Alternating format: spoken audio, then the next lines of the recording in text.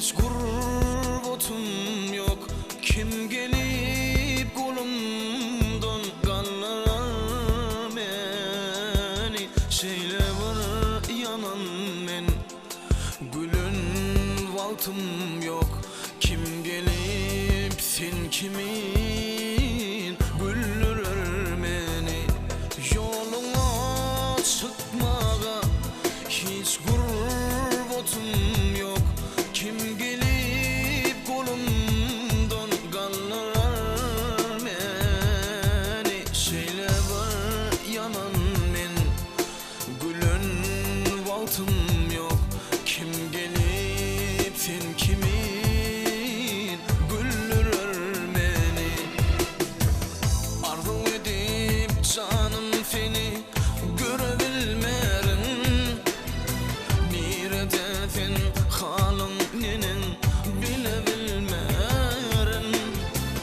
Diyen etme ayaklarım durabilmerim.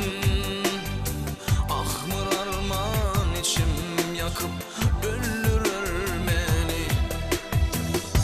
Neredesin,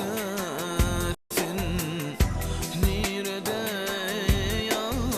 Ah ödüm yaş döküp kör olur gelmesin. Köymüşüm derdinden, yanlı günlerden. Dağım atma, günüm batma, seni görmesin. Neredesin, nerede yar? Sen ah ödüm yaş döküp kör olur gelmesin. Köymüşüm derdinden, yanlı günlerden. Dağım atma, günüm batma, seni görmesin.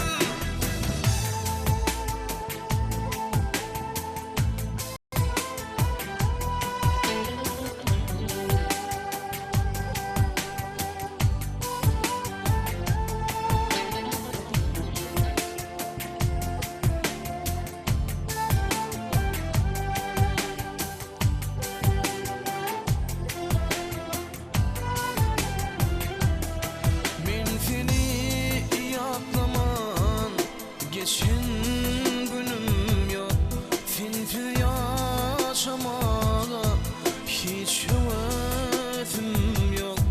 Derdime düşünen men hiç kimim yok.